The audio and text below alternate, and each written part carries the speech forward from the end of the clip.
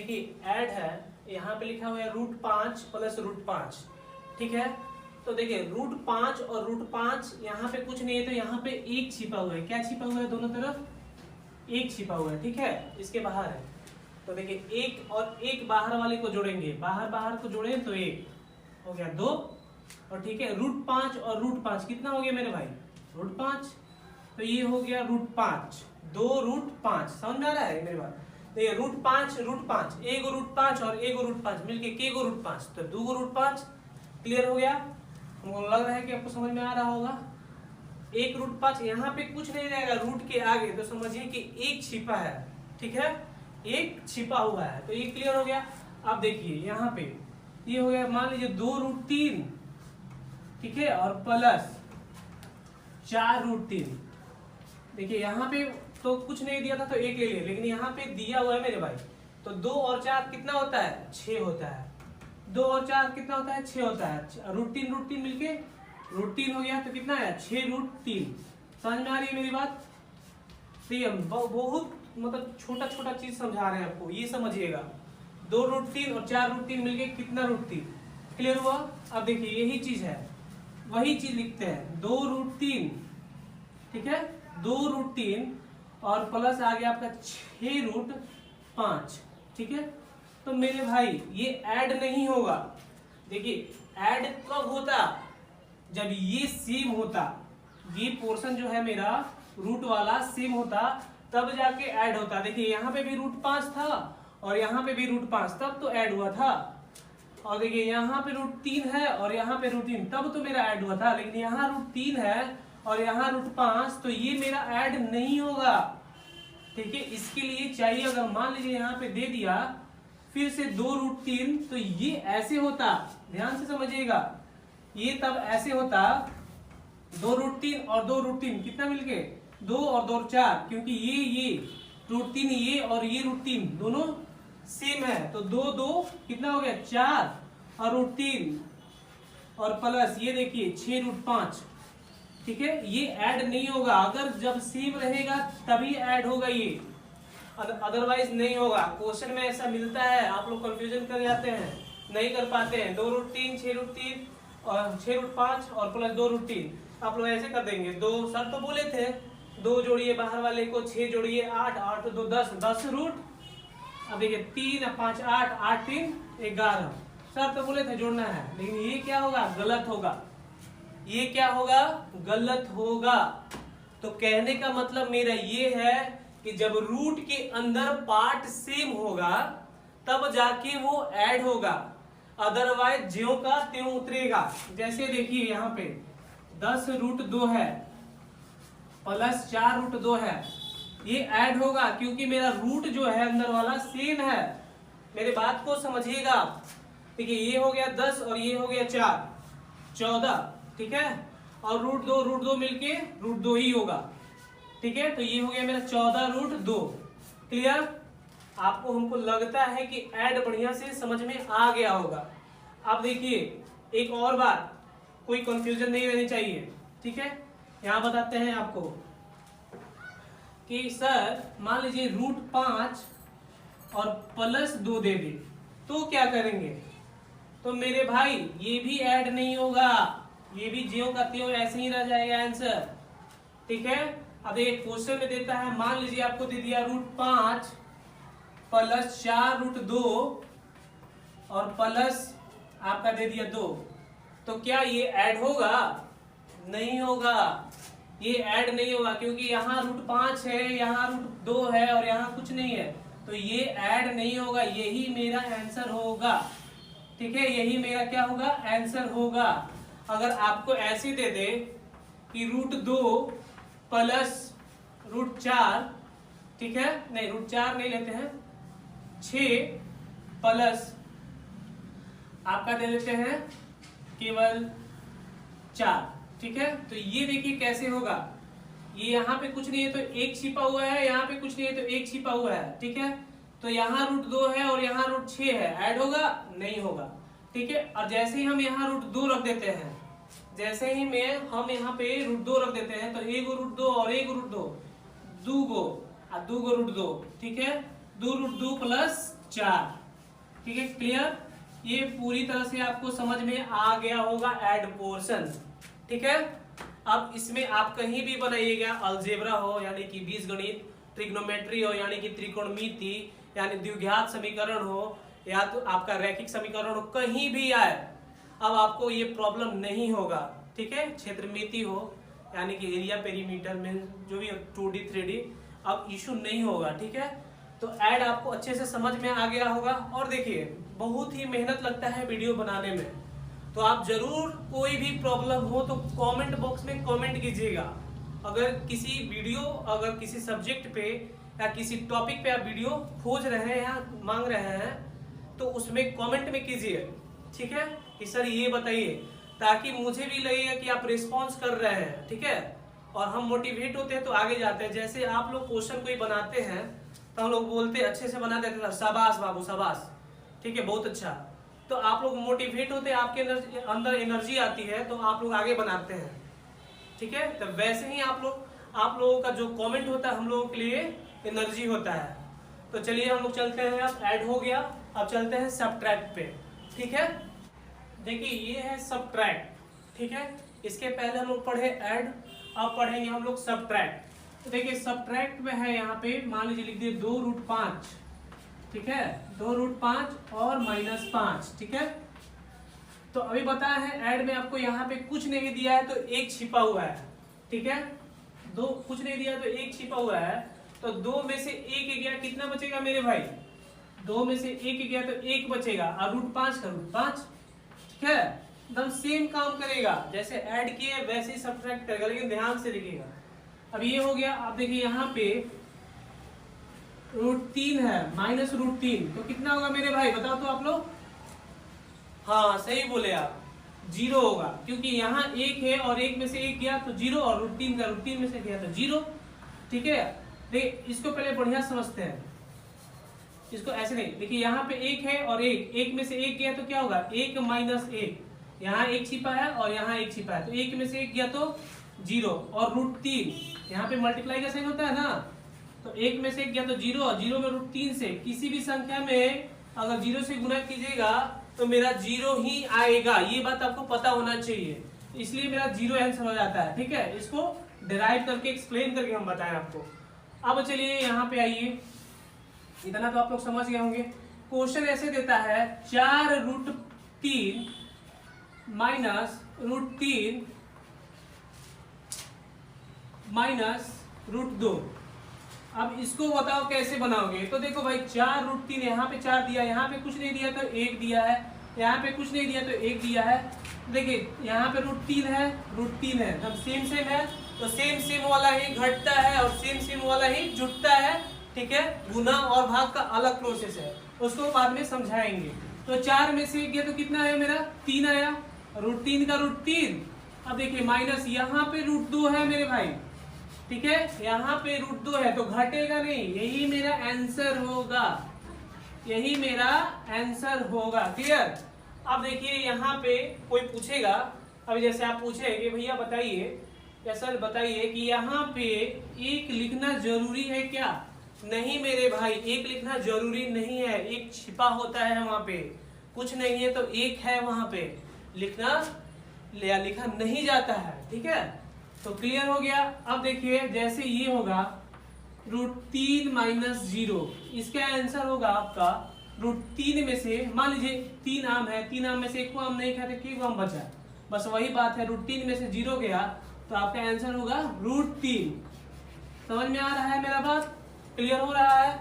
अब देखिए क्वेश्चन में पूछ देता है कि 4√3 -3 माइनस आपका √4, इसका बताइए तो इसका भाई देखिए यहाँ पे √3 है, यहाँ पे कुछ नहीं है, ऐसा नहीं ले लीजिएगा कि सर बोले हैं कि यहाँ पे कुछ नहीं दिया हुआ है तो यहाँ पे √1 ले लेंगे, नहीं ये गलत होगा, यहाँ √1 नहीं होगा, लेकिन आगे रूट के पहले 1 हो सकता है, क्योंकि 1 में किसी संख्या से गुना करेंगे तो मेरा वही संख्या आएगा। ठीक है, इसीलिए मेरा ये हो जाएगा, लेकिन ये नहीं होगा।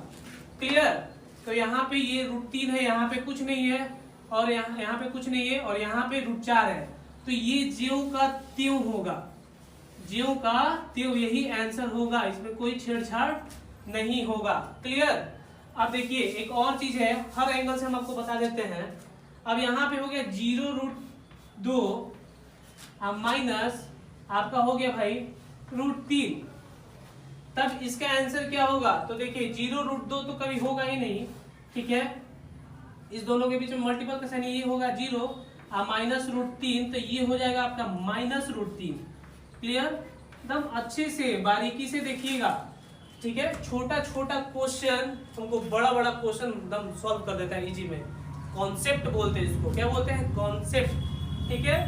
तो और एक क्वेश्चन देख लिया जाए, जैसे √3 माइनस आपका हो जाएगा √3 और माइनस √2, तो बताइए इसका आंसर क्या होगा? तो √3 और √3 देखिए सेम है, यहाँ पे कुछ नहीं है तो 1 है दोनों जगह, तो 1 में से 1 गया तो आपका आया 0, ठीक है। और √3 तो पता है 0 हो जाएगा, और माइनस √2 तो इसका आंसर आ जाएगा आपका -√2।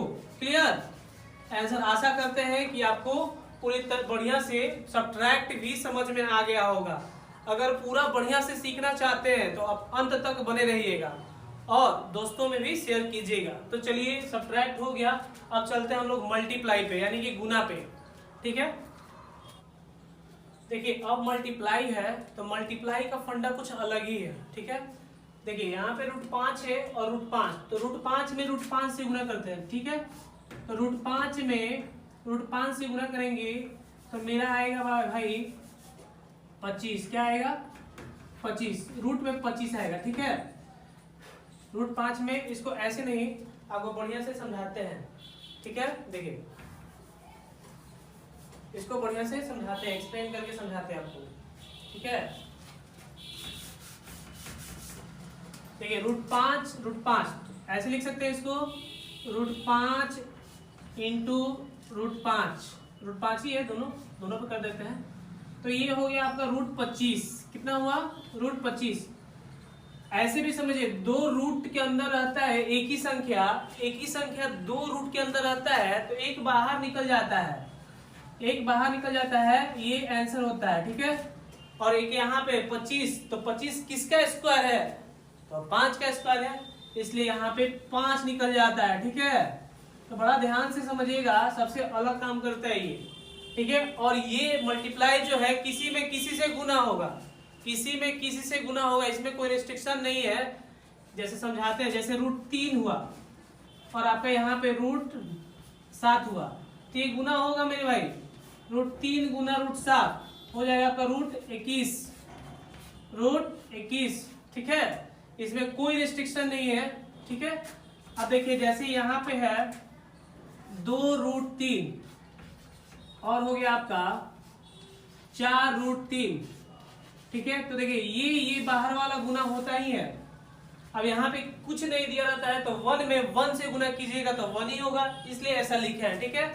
यहाँ पे कुछ नहीं दिया है, 1 दिया हुआ है, तो 1 में 1 से गुना कीजिएगा तो क्या आएगा? 1 ही ना आएगा, इसलिए ऐसा किए। यहाँ पे देखिए, यहाँ पे 2 है और यहाँ पे 4 है, तो 8 हो गया, 4 दूनी का 8। √3 में √3 से गुना कीजिएगा, तो अभी समझाए हैं रूट में 2 संख्या सेम रहता है तो एक बाहर आ जाता है, रूट के बाहर आ जाता है, तो 8 त्रिका 24 होगा, ठीक है।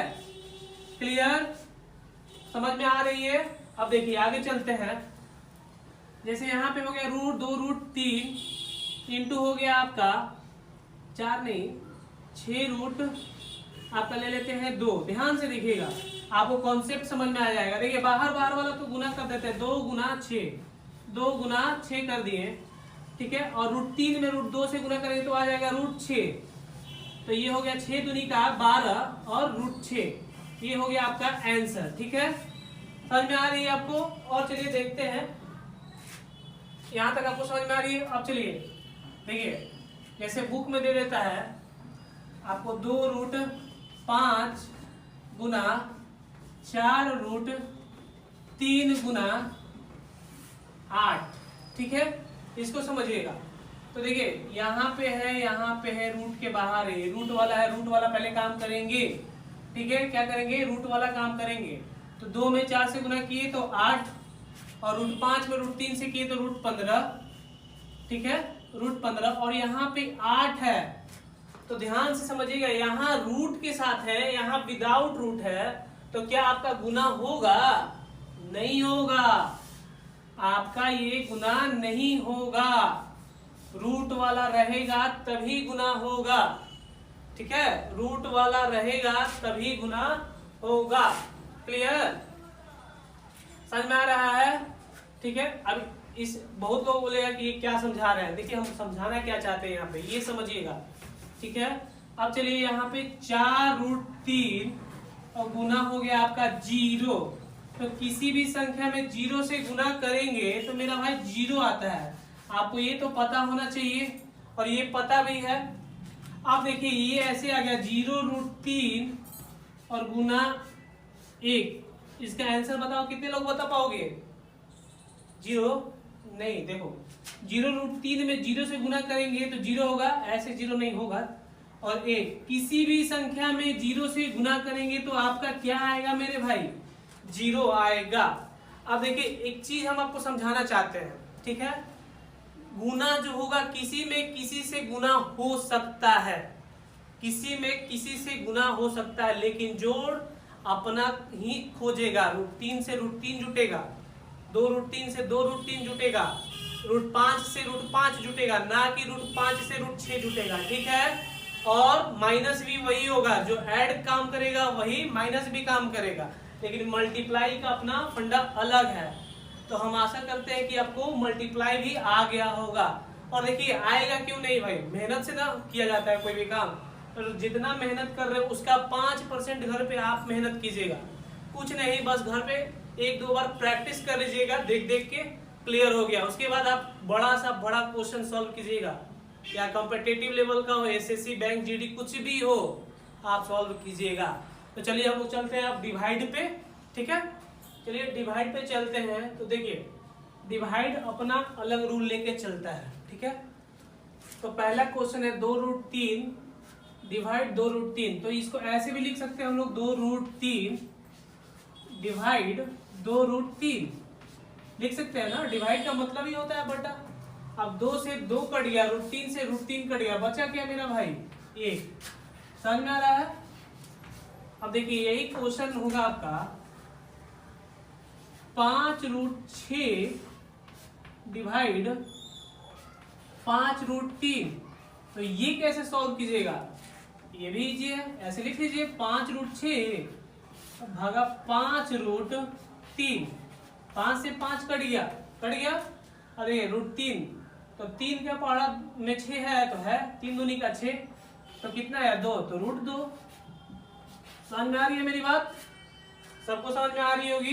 ये छोटा छोटा क्वेश्चन एग्जाम में देखिए कैसा पूछता है आपसे, ये पूछ देगा आपसे 4√2 डिवाइड 2√8, ठीक है, डिवाइड 8 मान लेते हैं 8, ये 8 लिखा हुआ है 8। अब देखिए इसको कैसे लिखेंगे, यहाँ डिवाइड का साइन है, सब डिवाइड ही है, तो 4√2 इसको ऐसे लिख सकते हैं 2√8 लिख सकते हैं, और डिवाइड मेरे भाई 8, ठीक है। तो देखिए 2 दूनी का 4 कट गया, 2 चौका 8, तो ऊपर हुआ मेरा 2, नीचे हुआ √4 हुआ, और डिवाइड 8, इसको आप पलट सकते हैं ऐसे, 8 को इंटू, यहाँ पे इंटू हो जाएगा 1/8, 2 चौका 8 आया क्या आपका 1/4√4। अब इसको रेशनलाइज करना होगा, यानी कि परिमयकरण, तो परिमयकरण कीजिए, और नहीं तो ऐसे ही रहने दीजिए, ये भी मेरा आंसर होगा, या परिमयकरण करके भी, और ये परिमयकरण करके भी दिखा देते हैं, इंटू 4√4 भागा 4√4, देखिए ऊपर हो जाएगा आपका 1√4 इंटू 4√4 भागा 4√4। अब देखिए 4√4 हो जाएगा ये, और 4 में 4 से गुना कीजिएगा तो 16, और 16 में 4√4, 2 को 4 एक साथ रहता है तो आपका आ जाता है 4, तो हो जाएगा आपका 4 से 4 कट गया, बचा क्या √4/14, ये भी आपका आंसर होगा, ठीक है। तो आपको समझ में आ गया होगा डिवाइड भी बढ़िया से।